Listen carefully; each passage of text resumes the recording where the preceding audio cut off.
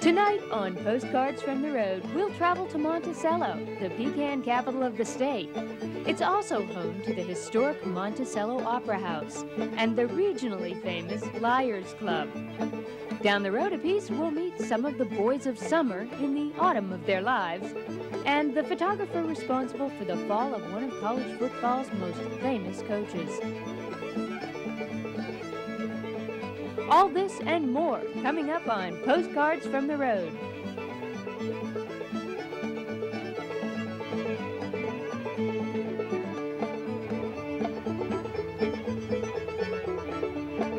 Go ahead.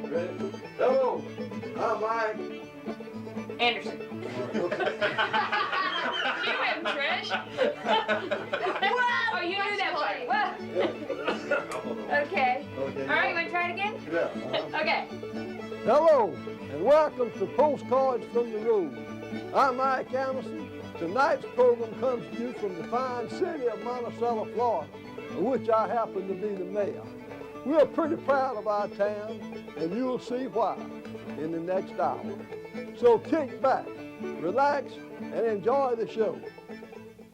Well, they're good.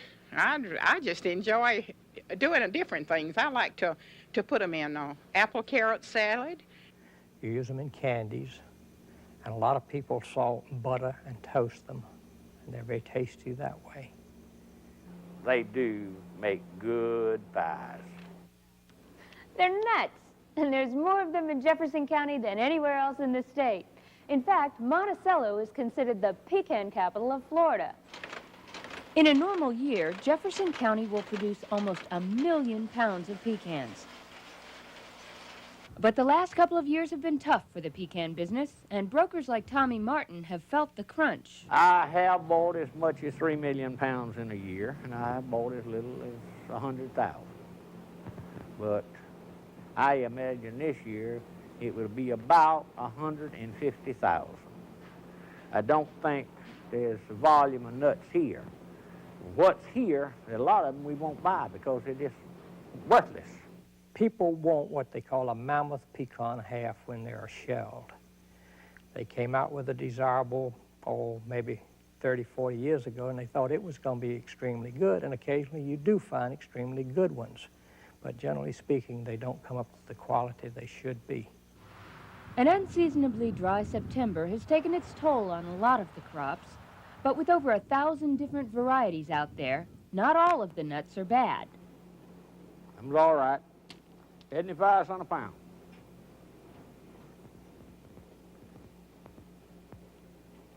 88 pounds. Though Jefferson County has hundreds of acres devoted strictly to growing pecans, many of the nuts that end up in the stores are sold to brokers by people like this family who just happen to have a tree in their yard. See, some pecans bring more than the rest of them. Are these good pecans? Yeah. Well, why don't you try a couple of them and be the judge of it yourself? Okay. They're just being cut this morning. If I can get around here. Last year, that tree brought almost $200 worth of pecans. And economically speaking, that's not exactly peanuts. What's the best pecan? The best pecan. Well, you'll get 100 answers on that. But up until this year, Cape Fear had been doing real well, but they didn't do well this year. I like an Elliott, the one that's on the belt. Yeah, why? Because the meat's real greasy, it's real bright, and it does a better job. Opinions may vary on just exactly what makes a pecan good or bad, but generally it's the larger, light-colored nut with oily meat that brokers are looking for. $39. And while quality and taste may be a matter of opinion, one fact is indisputable. People go crazy for the nuts that make Monticello the pecan capital of Florida. Mmm.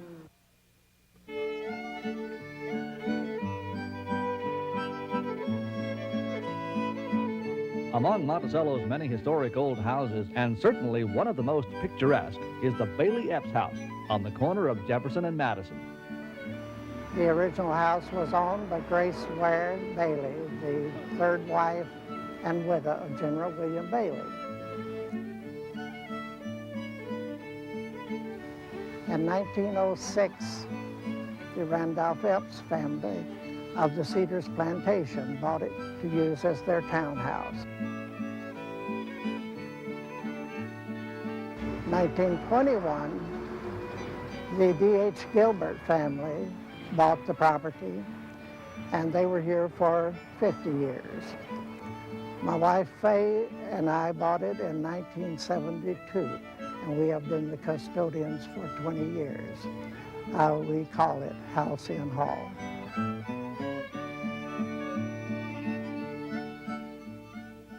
We have a lot of old beautiful buildings and homes in Monticello, Florida. One in particular is the Opera House, which is right over to my left. It's been there for over 100 years. It was in 1890 when a merchant named John Perkins built the Perkins Building as a center for commerce and entertainment in Monticello. The second floor boasted an elegant 600-seat auditorium. Lit by gas footlights and heated by pot-bellied stoves, the Opera House allegedly had the largest stage in the Southeast. Now, more than 100 years later, the Perkins business block is known as the Monticello Opera House.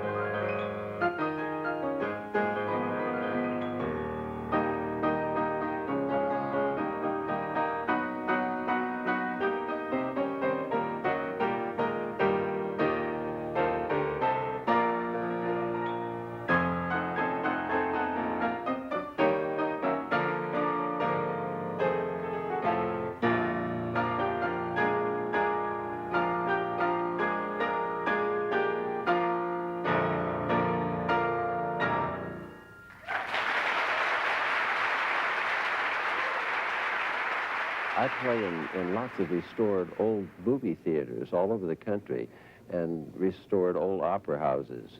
And I think it's a lot of fun to do that. And of course, seeing this develop over 20 years and seeing it being restored gives me a lot of satisfaction. Renovation began in 1971, I believe, and the music school at FSU and its various professors and students there saw the potential here of an old building that had a marvelous stage and perfect acoustics, even without a ceiling or without windows or doors or even on the building. Our first task was to really document the building thoroughly. There were no complete drawings that showed the building as it had been originally constructed. We really did not have to rebuild anything that was not here. The ceiling was largely out when we began our work. We had to restore that, and we had to air condition the building to really make it comfortable to modern needs. One of the things that we also had to do was to complete a historical survey of all of the documents and the history of the Opera House to have a basis upon which to continue with the restoration. That was very important also. We bring a variety of programming purposely to meet the needs and expose the communities to the various forms of art and the various efforts to preserve cultural and historic heritage. There are performing groups here in this North Florida area that are excited about what this Opera House is. It's a 100-year-old historic building. It has acoustically, you know, perfect qualities as far as sound, and people want to perform here.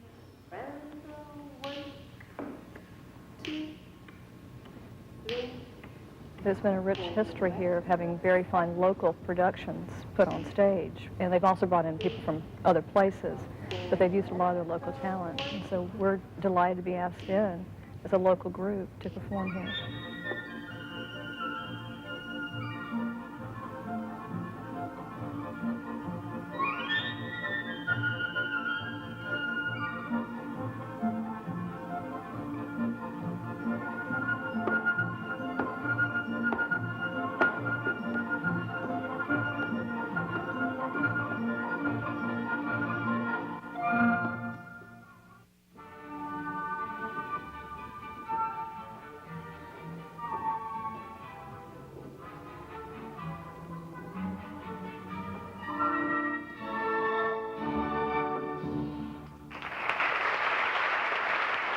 Monticello Opera House has, over the last few years, become what I think is really Monticello's civic center.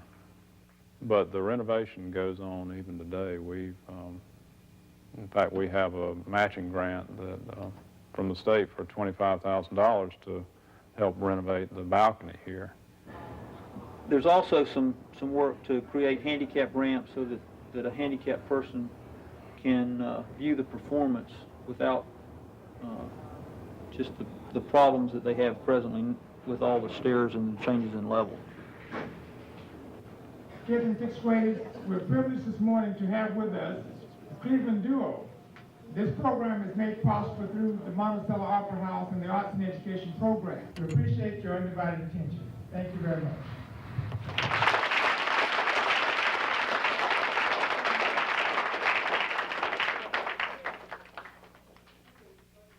Just part of it.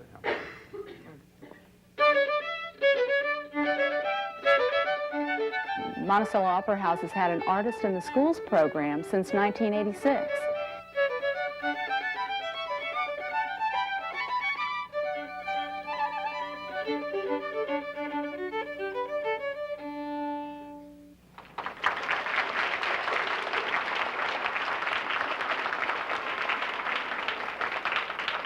Arts and education in Jefferson County is really a wonderful infusion into our program.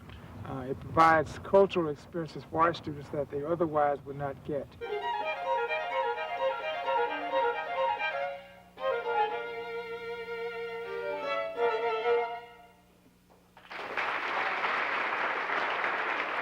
The Monticello Opera House really serves as a broker for the Jefferson County school system and Madison County other school systems, as well as also the Christian school.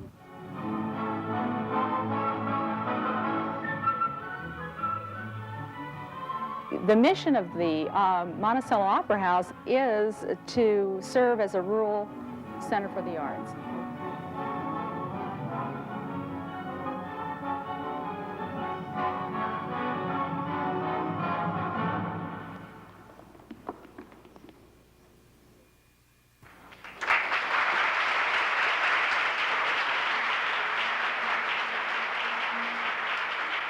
Growing up in Monticello, Florida, we kids used to play a lot of baseball.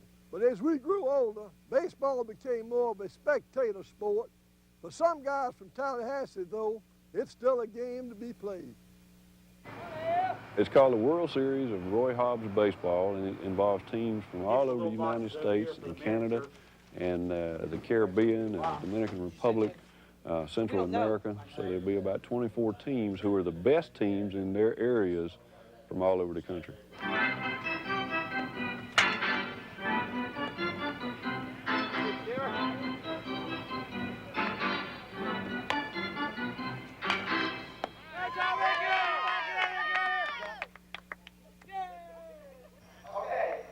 Roy Hobbs was the character in the movie and the book The Natural. He was a 35-year-old or 34-year-old, nobody knows for sure, rookie in the major leagues with the mythical New York Knights. And he'd been away from the game for 15 or 16 years, and came back in and was able to step right in there and play good baseball again. And so we thought that's a great name for our program. So we called it the Roy Hobbs Baseball League.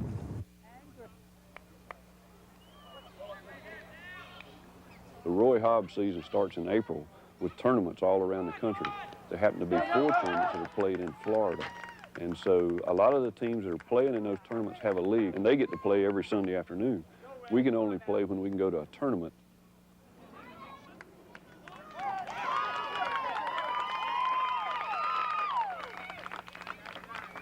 Last year was the first time we sent a team down. Sarasota was the national champs last year, and Pasco County was the runner-up. And in the most recent tournament, we placed first and beat both of those teams.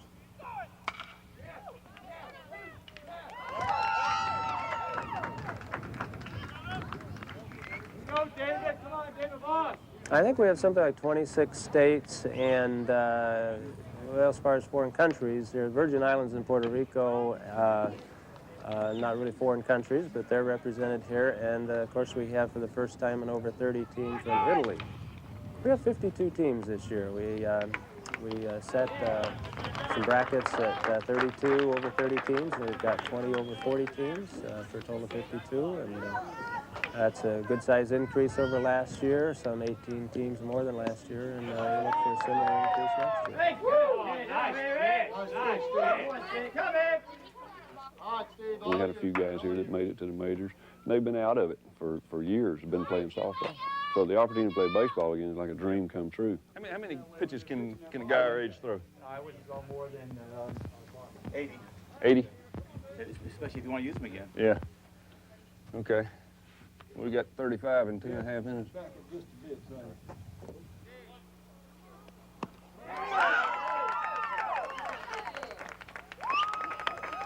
Good defense, guys. Good defense.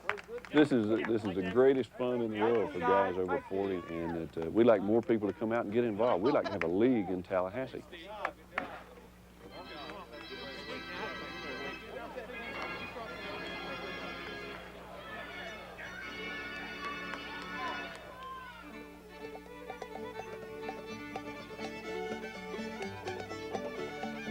Known around these parts as the J.C. Casey, the Jefferson County Kennel Club, one of only 19 greyhound racetracks in the country, has been a Monticello landmark for more than 33 years now.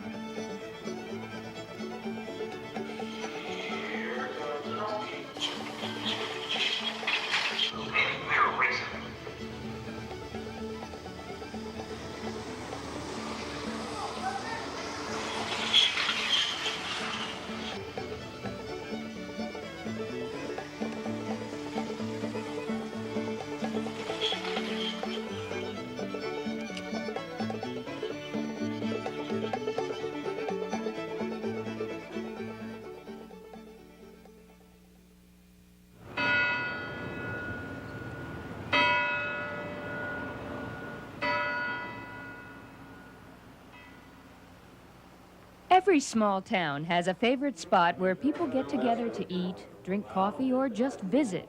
In Monticello, that place is a little lunch counter in the back of Jackson's drugstore, known as the Rare Door. It's time to distribute the cigars and thank everybody.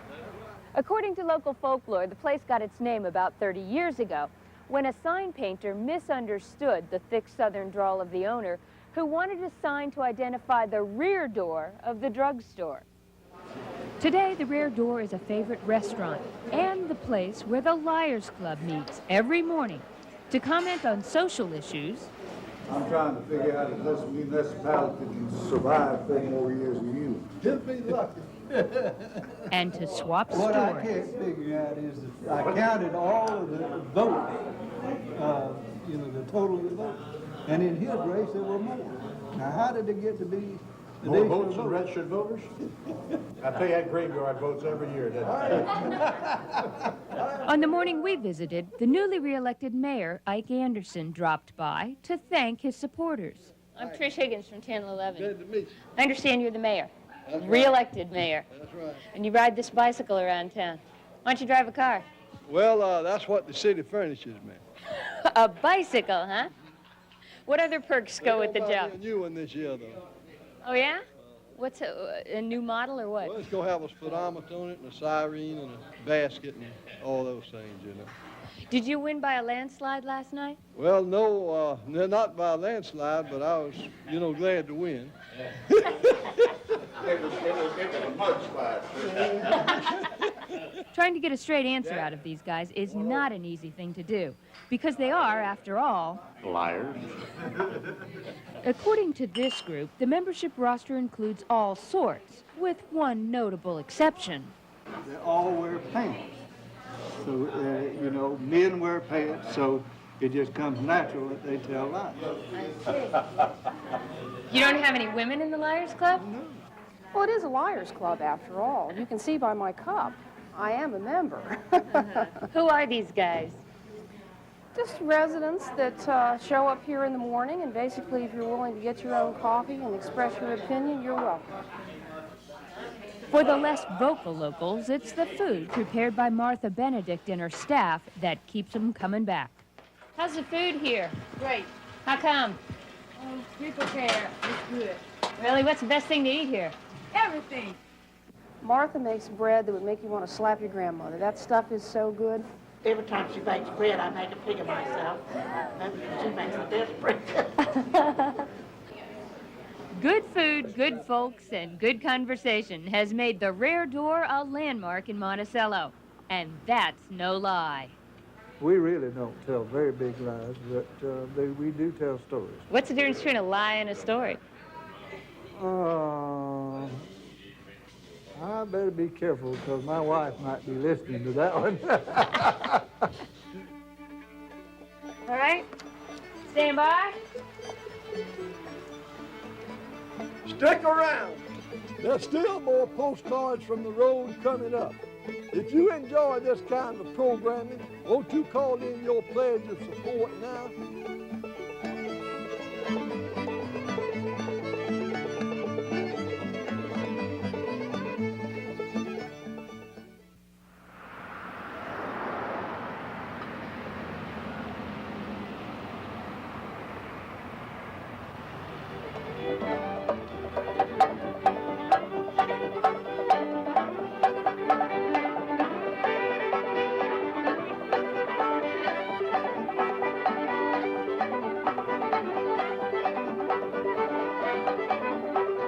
This kind of music is dance music. People have been dancing to this kind of music for a long, long time. And that's what this music is all about. These musicians are also all dancers, and the most fun is when you're in a room with a wood floor full of dancers, and the dancers are feeding rhythms to the music, and the music is feeding rhythms to the dancers, and that can go on all night or all weekend or for as long as people will stand up and listen or dance.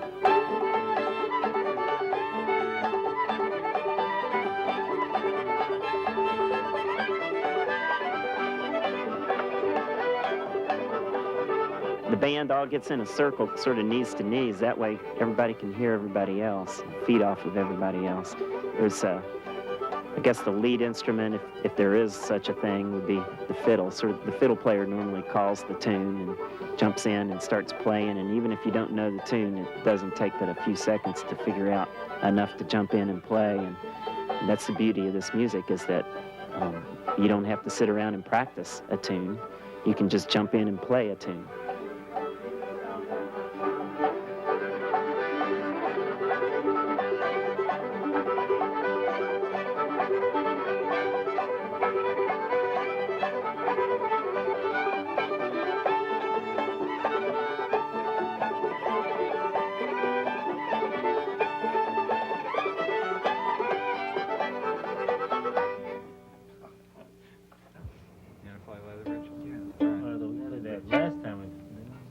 We always play it on TV. We always play it on TV.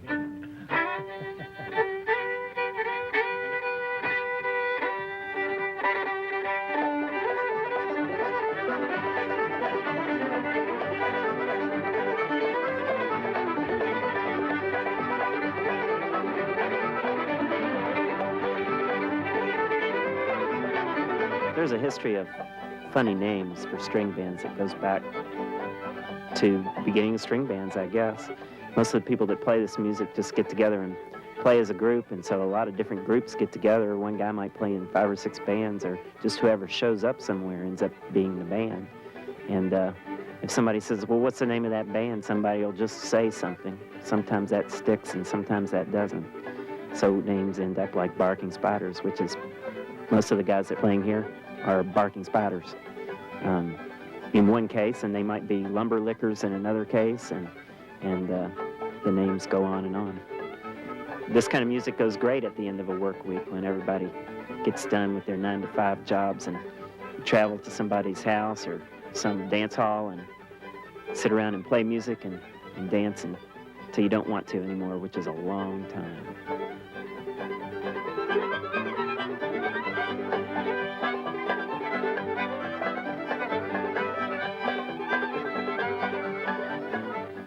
And they're from Tallahassee too, so we've thrown in a couple of Tallahassee stories. So this is going to be a lead-in to that. So take a look at that, and when you're ready, we'll shoot that from here too.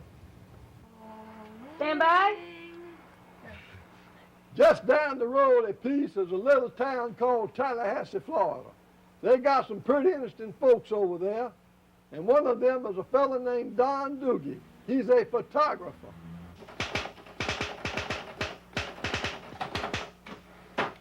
Don Doogie loves to tell stories. Sometimes he uses words, but more often he uses pictures.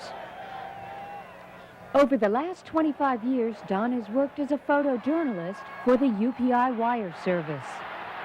In that time, he's captured the essence of the moments important to Americans. His pictures have been published in almost every state and national newspaper, as well as Time, Life, and Newsweek magazines. What I tried to do was get the story of the day, whatever the big story of the day was, and then try to come up with 1 or 2 good, strong feature pictures. Don's approach to his craft sets his work apart from many photographers. It's a style he developed early on. When he was initially hired by UPI, he was immediately sent to cover something with which he was totally unfamiliar, spring baseball. I said, what do I do? And they said, go cover spring training. And so I said, okay. And I went down to that and had no idea where the teams were, who these people were, you know. And the way that they did it at the time, the 2 AP guys that were there would set up pictures of if somebody had hit 40 home runs like Johnny Bench, they'd write a 40 on his bat and have him hold the bat like this, and he'd stand there and smile. And I thought, that looks dumb. So I just started hanging around the camps and acting like it was a legitimate news story and waiting until somebody did something funny or interesting, and I started doing it that way. He'd cover the pregame, the game itself, and the postgame as a news event, and because he went with that different approach, he got really different pictures than they were used to seeing. Those pictures proved popular with readers, and pretty soon other photographers were mimicking his style. Don taught me to go where no one else is at. You know, like all the photographers over here shooting there, he'd walk around to the side and say, well, let's see if I can get a different angle here. And that's paid off for him. I remember a George Wallace shot he got standing on a box and all that. Just look around, look different, and try to put all the elements, try to tell a story with your picture, doing visually what the writers do in words. In 1978, one of Doogie's pictures told the story that cost Coach Woody Hayes his job. Lana Harris was shooting with me, and we had agreed. I told her that I'd like to stay on the sideline with Woody Hayes. I'd seen him all these years kicking people, kicking photographers, and pushing photographers, and punching photographers. And no one ever struck back at him and said, hey, you know, we're human beings too, you can't do that. So I told her I'm going to stay with Woody Hayes during this Gator Bowl game. It was Clemson and Ohio State. And Clemson was winning, and Ohio State was starting to drive, and they threw a pass. Clemson intercepted and ran in the end zone. And I didn't see the guy, but they understand the guy caught the pass, or intercepted the pass, waved the ball in front of Hayes' face, and he started swinging. The following morning, his now famous picture showed up in almost every newspaper in the nation. That same morning, Coach Hayes was fired. If he's known in the world of sports as the guy who sunk Coach Hayes, his image around the Florida State Capitol building is much more benevolent. In fact, Doogie is so well liked by the politicians he covers that the Florida House of Representatives passed a resolution honoring him in 1988. You get to be friends over the years with a lot of them, and the amazing thing is they don't think of you as a newsman or reporter. You're that nice guy who gets a picture in the paper, and it doesn't seem to matter what kind of picture it is. It's their picture in the paper, and they like it.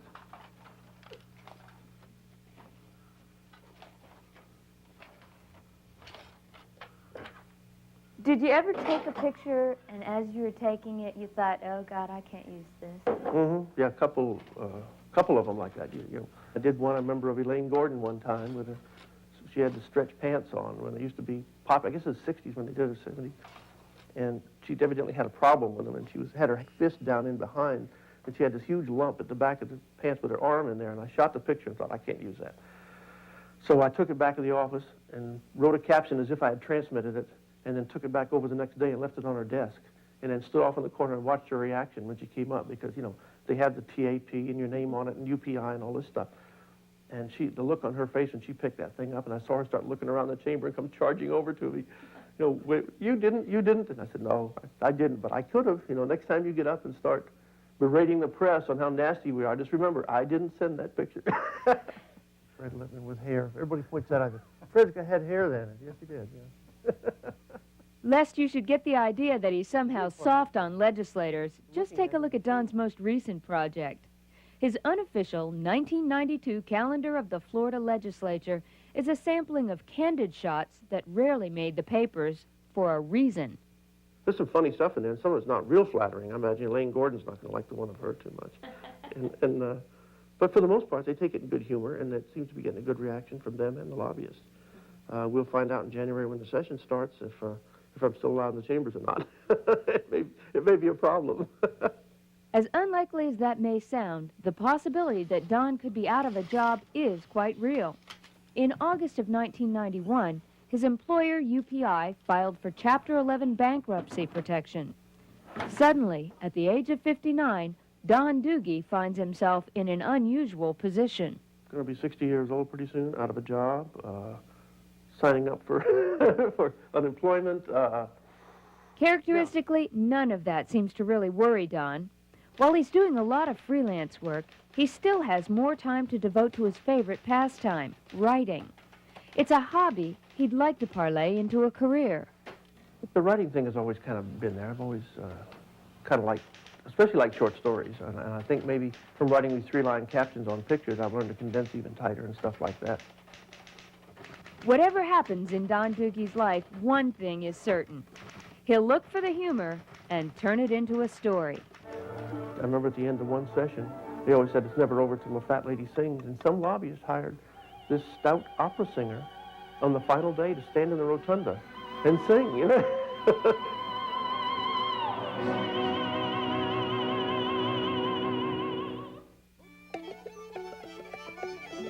Florida's oldest brick school building is located near downtown Monticello, and today it's still serving as a school, housing offices of Jefferson County High. We were founded in 1832, before Florida became a state, as a territory. This building you see behind me was built in 1852, or the center portion of this building. The two wings that you see on this building are really our new additions. They were built in 1910. The bricks were fired on a local plantation in Jefferson County, and originally it was built as a Masonic lodge. The history says that it was sold to the school system for undisclosed sum soon after it was built.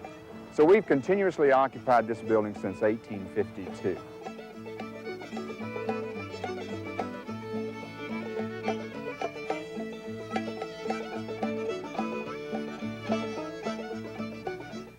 When Andrew Jackson invaded Spanish territory during the First Seminole War, his aide Lieutenant James Gadsden was greatly impressed by North Florida. In a report to Jackson, he recommended the United States establish permanent occupation here, not just for military reasons, but for what he called the extensive and rich backcountry. Jackson agreed, and by 1821, Florida had become part of the United States. What struck Gadsden most about North Florida was its red clay, a soil ideally suited for growing cotton. Fellow planters from Virginia and the Carolinas, who had already worn out their own farmlands, were eager to hear of Gadsden's find. At a few cents an acre, large tracts were quickly bought up, and a rich plantation society began to develop.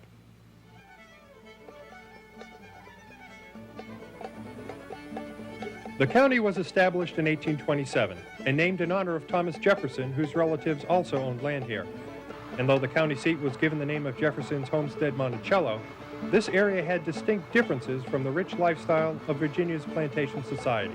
The first plantation homes were basically no more than cabins, and life was primitive. They had to get used to the bugs and the insects and so on. And as cotton established itself as king, then they were able to build the more refined, larger houses that they were used to in the Carolinas and Virginia. To make life more interesting, the Seminole Indians, who had been evicted from Jefferson County during the First Seminole War, were now returning. Their attempts to reclaim the area added a new dimension to farm life, the Indian Massacre.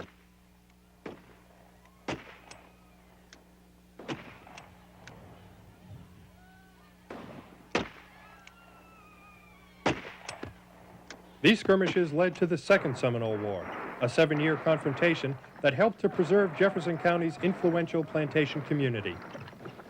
Andrew Jackson's aide, James Gadsden, who would go on to gain national recognition in 1853 for the Gadsden Purchase, was a member of that community.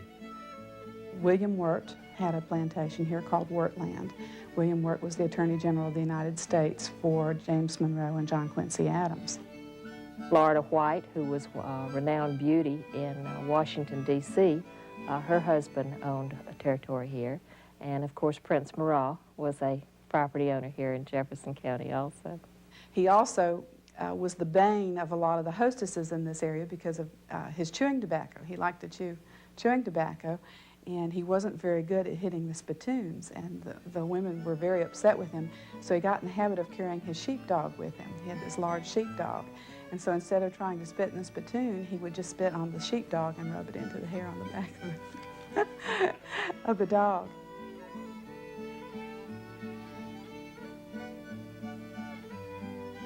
By the time Florida joined the Union in 1845, Jefferson County not only had a growing cotton industry, it had a bumper crop of politicians too, including the state's first elected governor, John Mosley. But like frontier farming in Jefferson County, even politics was dangerous. We've had several people killed, over politics. And they used to go up to the Georgia line and duel, because then after it became against the law to duel, you duel on the Georgia line. Nobody knew exactly where the Georgia-Florida line was, so if you killed somebody, neither state would indict you because they couldn't establish the location of where the dueling took place.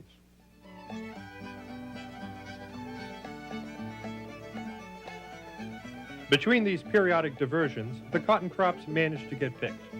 Thousands of bales were sent overland each year to ports along the St. Marks River, usually by mule and wagon.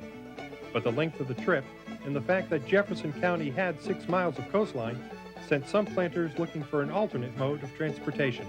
Plantation owners here were very interested in trying to get a port here in Jefferson County, and to not go through St. Marks and Newport. And to that end, they formed the Osceola and Wassissa Navigation Company, and it's what we refer to as the slave canals were built. They took some slaves and tried to dig a canal from the Osceola River down to the coast. Tried is the operative word here. After only a small portion of the canals were completed, funding dried up and the project was abandoned. After all, cotton is a non-perishable crop, and as for shipping it, well, time was on the side of the plantation owners.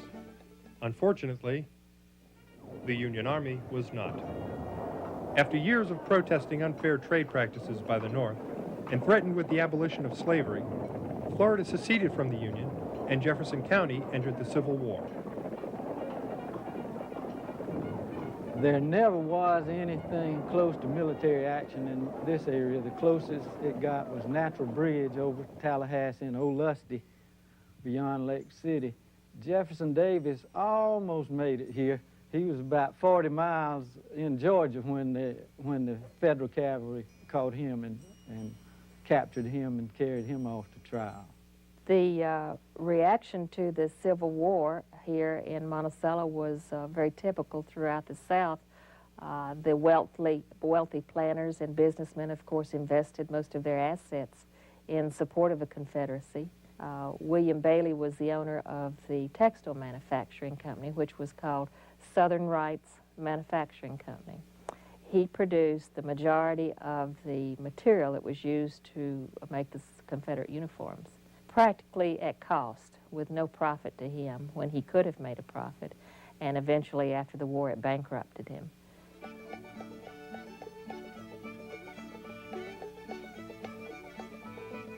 Following the war, cases of economic hardship were growing faster than cotton in Jefferson County. Reconstruction saw plantations broken up into small farm lots. Those who could still afford to worked their land with tenant farmers or sharecroppers. The era of the plantation society had come to an end. In the 1880s, there was a resurgence. The North kind of rediscovered Florida about that time.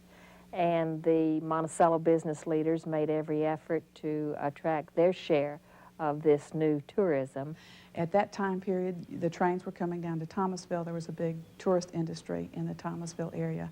We had, Mr. Perkins built the Opera House about the same time the St. Elmo's Hotel was built, which was one of these large three-story frame hotels. Well, not long after the Opera House was built, the Flagler built his railroads down into Central and South Florida, and so then the tourist industry went from the Thomasville area into South Florida. The tourism industry in Monticello left as quickly as it came, but the area still had other major industries to fall back on: lumber, sugarcane, tung oil, and nursery stock. Jefferson County was also becoming the watermelon seed capital of the world, but the one crop they couldn't turn to was the one that put them on the map. Cotton started to die out around 1920. The boll weevil came from Mexico to Texas, and then it got here. And it was difficult to grow cotton, and cotton was almost completely gone from this country by the 50s and 60s. A land boom in Florida exploded during the 20s, but died out quickly and had no real impact on Monticello. The Depression of the 30s, however, did, adding more economic troubles to an area that never fully recovered from the effects of the Civil War. Young men and women began to leave for urban areas, and Jefferson County's population began a 40-year decline. But through it all, Monticello, the center of Jefferson County's business community, did survive. This was a place where people, came to do their shopping, they came to the doctor, they came to do whatever business they had to do, and Saturday was the day set aside to do that, because otherwise they would be working on the farm. Everybody went to Monticello Saturday afternoon, and they went in mules and wagons, because didn't anybody have cars very much. But there was an area down there, several acres that would be solid with mules and wagons. Late afternoon, the people would congregate, some around the courthouse, the various stores. That was where you met your neighbor that you hadn't seen in a week and catch up on all the news. And some of that news was about the convenience of the automobile. The nearby cities of Thomasville and Tallahassee were now only a short car ride away. Weekly visits to downtown Monticello weren't a necessity. Business fell off, and many local stores closed. Coming to town on Saturday was a highlight. When you compare today to back then, it's practically deserted up here. But in the 1980s, something happened, and people discovered that Monticello had a very marketable commodity. And that was simply open air, lots of space, natural beauty. By missing the tourism of the 1880s and the land boom of the 1920s, Jefferson County also escaped the overdevelopment that swept across South Florida. It did manage to retain most of its turn-of-the-century charm, though. By attracting retirees and Tallahassee commuters, this bedroom community of the state capital is regaining some of its population. Cotton isn't king anymore in Jefferson County, and the only Seminoles on the warpath are over at the Florida State University. But one thing hasn't changed.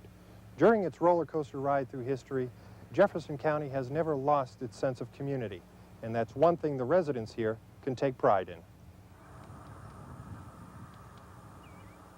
Jefferson County is the best place to live and the hardest place to die in the whole world. So that's sort of a summation of my feeling about Jefferson County. We hope that you have enjoyed the show. For all the folks in Monticello, Florida, I'm Mike Anderson, your mayor. Have a good evening.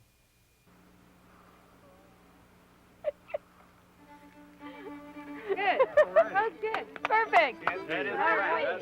That is right. You can do it. That's great. I'm sorry I was so dumb I couldn't remember all that stuff. No. I couldn't do it. We don't Believe me, it took me expect 20 minutes to get Yeah, we got a great 5 lines down. Honest. When Andrew Jackson invaded Spanish Florida, Old Hickory, as it was known. when Andrew Jackson invaded Spanish North Florida, when Andrew Jackson invaded North, Is it Florida or North Florida? it's Spanish territory. So kick back, relax, and enjoy this show. Beautiful. Beautiful. Perfect. That's They want to roll one? Oh, you rolling it? No, we just... Take, what, 40, 50? 55. When Andrew Jackson invaded Spanish Florida during the First Seminole War, his aide Robert Gadsden, who was actually named James Gadsden, Tape's rolling. his aide James Gadsden was greatly impressed by the automobiles that traveled back and forth along the country roads.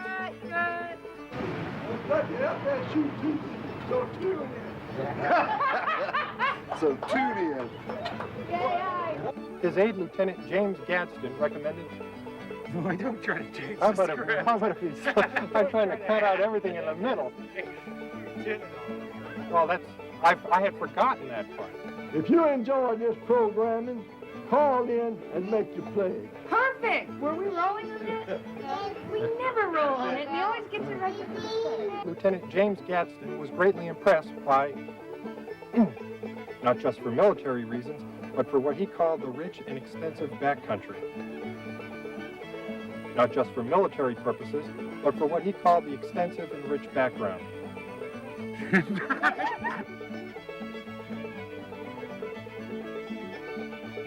When Andrew Jackson invaded Spanish territory during the First Seminole War, his aide...